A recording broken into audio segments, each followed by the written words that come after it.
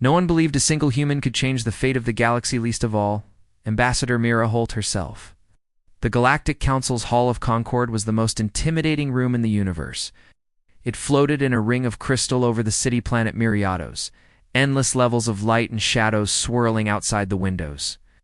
The domed ceiling was made of living glass, refracting the starlight in colors Mira had never imagined. She knew that Earth was considered a joke primitive world left behind after the last expansion, and the dream of being more than just a backwater planet. She promised herself, as she left Earth, that she'd do whatever it took to give her people a chance.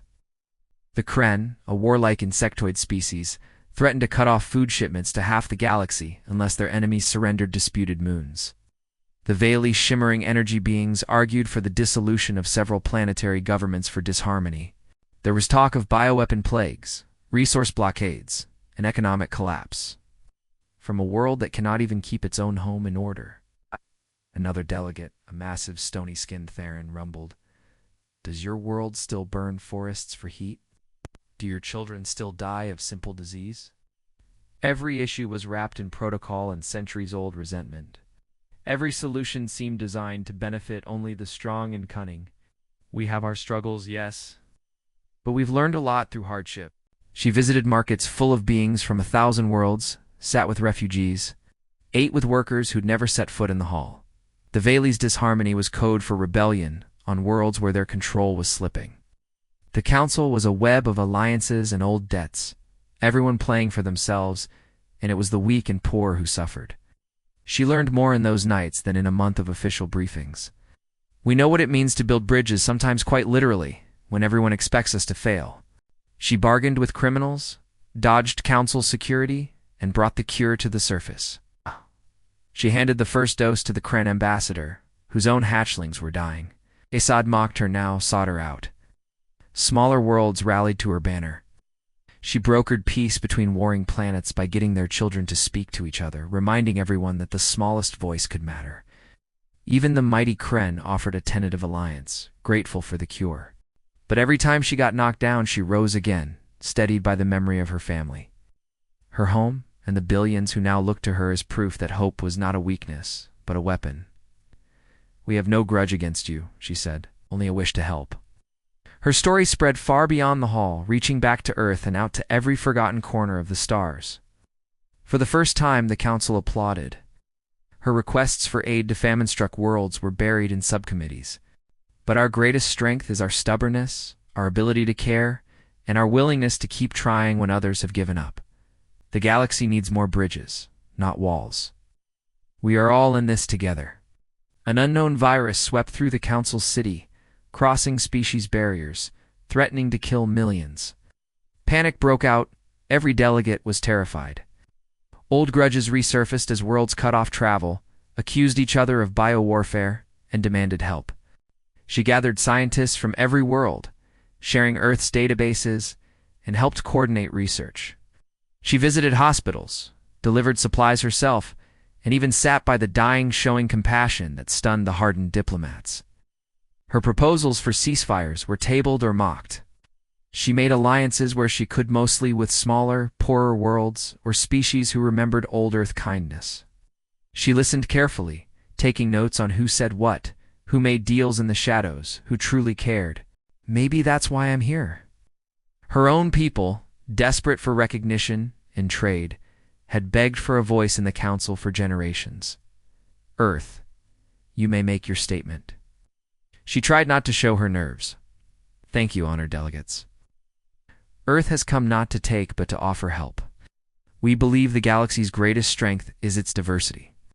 I'm here to learn, to listen, and to she'd been sent, because, in truth, no one else wanted the job." The council's affairs were legendary for being complex, backstabbing, and dangerous. More than a few ambassadors had vanished after stepping out of line. The room itself was an amphitheater, each delegation seated in a wedge of obsidian and gold. Hundreds of species represented: avian, reptilian, crystalline, machines that pulsed and glowed. Forms so strange they seemed to bend reality itself. In the very back, in the smallest, most humble seat, barely more than a stool, sat Mira. She was the first human ever allowed into the hall. Her appointment, had been a technicality. A minor concession after years of political stalling and back-channel threats. Most in the council hoped she'd embarrass herself, fail, and let humanity slip back into isolation.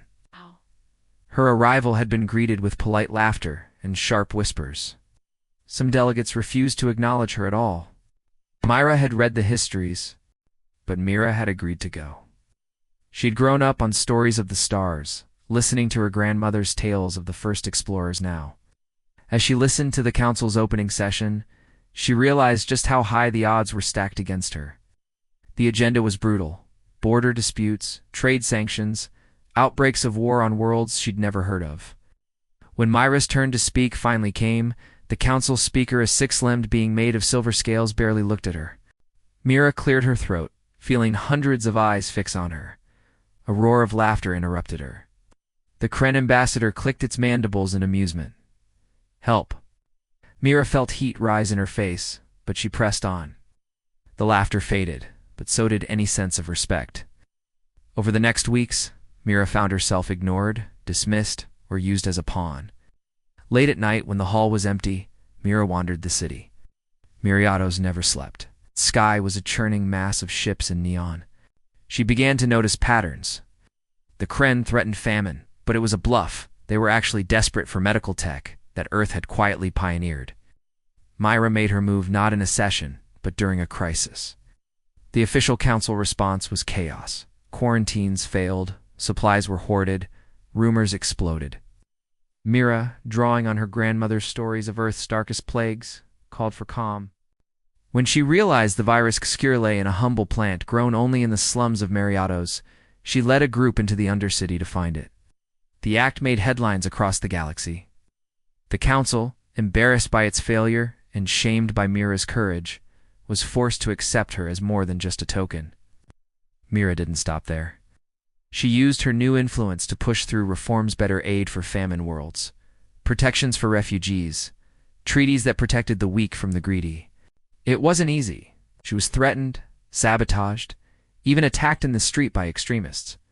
In time, Mira was invited to stand at the center of the hall and address the entire galaxy. She looked out over the sea of faces, alien, strange, beautiful, and said, "Earth was once called weak." The speech was broadcast to 1,000,000 worlds. Mira Holt, the diplomat no one wanted, became the legend the galaxy didn't know it needed.